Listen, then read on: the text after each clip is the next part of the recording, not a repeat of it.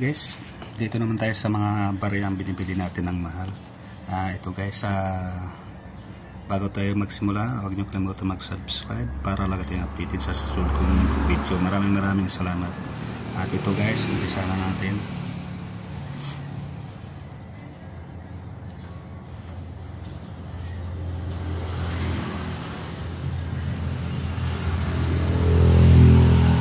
Ito guys, 20 pesos. Ito guys, binibili ko sa halaga ng 100 pesos. Ito guys, aeroplanes. Makikita nyo guys yung ano niya, yung parang is niya is nasa gitna. Ayan, nasa gitna. Yung karamihan nandito sa baba. Mga ganitong klaseng coins guys, binibili ko ng halaga ng 100 pesos bawat isa. 20 pesos Philippines coins. Okay, next tayo. Ito guys, 20 pesos pa rin. Ito ay bago siyang nabili. Makikita nyo guys yung parang is niya is nasa gitna.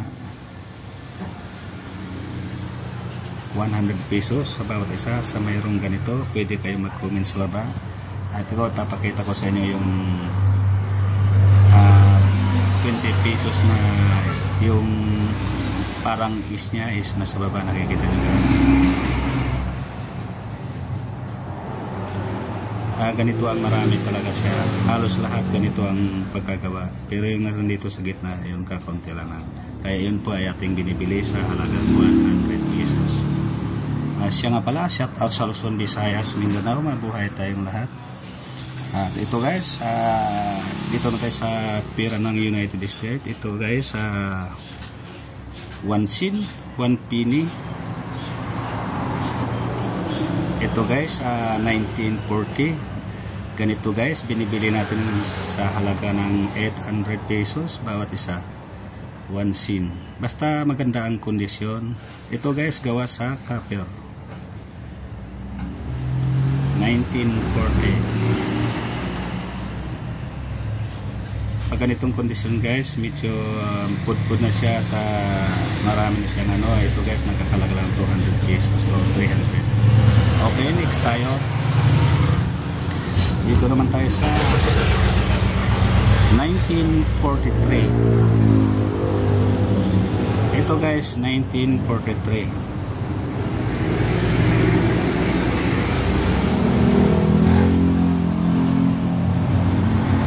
Ganitong klaseng coins guys, binibili talaga sa mataas ang halaga. Basta 1943 gawa sa copper dahil ito ay kakaunti lamang ang ginawa. Ito guys, hindi ko muna sasabihin kung magkano pagkabili ko guys, kasi ito mahal talaga ang pagkabili ko dahil ito ay bibihira lamang. Kahit medyo nasa kondisyon, binibili ko pa rin sa mataas ang halaga. Pero dahil nga kakaunti lang, hindi ko tinatanggihan. 1 sen. Ito guys, 1943. Mga ganitong klaseng coins guys, napakataas talaga ang value nito. Kasi nga kakaunti lamang ang ginawa. Ito guys, nakikita mas tagliran, Liberty.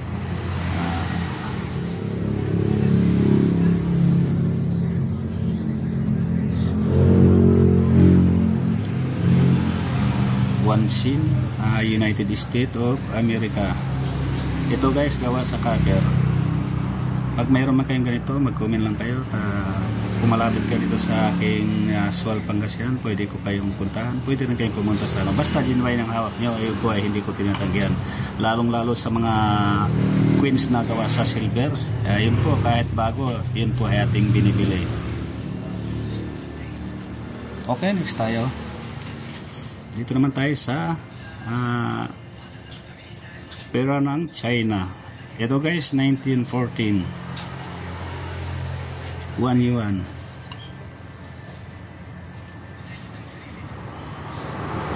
1914. PCG is MS67. Pag MS67 guys, magandang kalidad. Kasi yung pinakamaganda guys, MS70. Ito guys, MS67. Pag ganun guys, mataas na rin ang kalidad niya. China Republic. Mga ganitong klaseng queens guys, binibili natin sa mataas ng halaga kasi nga ito pa lang pagpa-slab pa lang dito guys, mahal na. Talagang hindi nag-islab ang ating Pilipinas, numismatist. Ito guys, na inislab sa ibang bansa, talagang nakapix siya. Pag binuksan mo siya, talagang sira na yung lagayan niya, kaya nakapix siya, talagang silyado.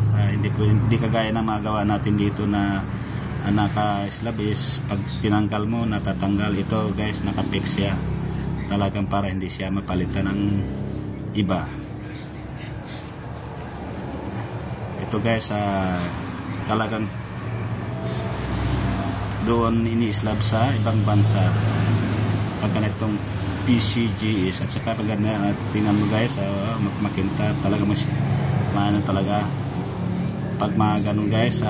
Pag magpasadya ka ng ganito, talagang abutin pa ng 20 piso US dollar. Kaya pag ganito ang queens mo guys, nakano talaga, nakasipte. Ayan po ay binibili sa mataas ang halaga. Pero ito guys, hindi ko muna sasabihin kung magkano bili ko. Ito talaga, mahal talaga.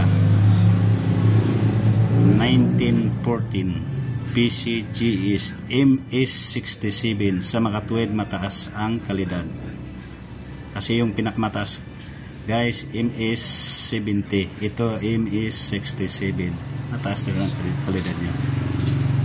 Kakaunti lang ang gasgas niya. Pag MS70 guys, yun talagang walang gasgas.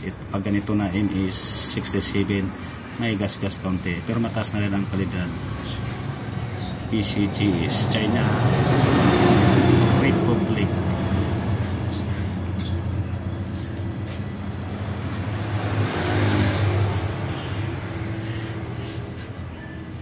Ito guys, gawa sa silver. Pag mga gawa sa silvers guys, kahit gaano karami, yun po ay hindi natin dinatanggihan dahil yun ay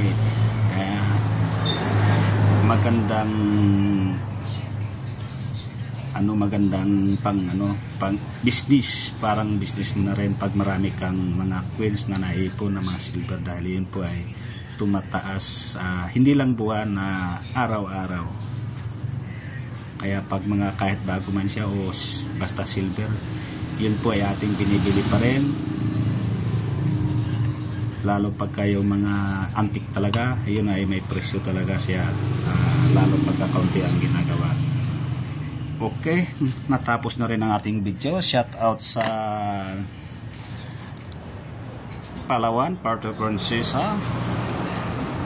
Shout out din sa mga nanonood sa aking YouTube channel. Maraming salamat sa inyong lahat.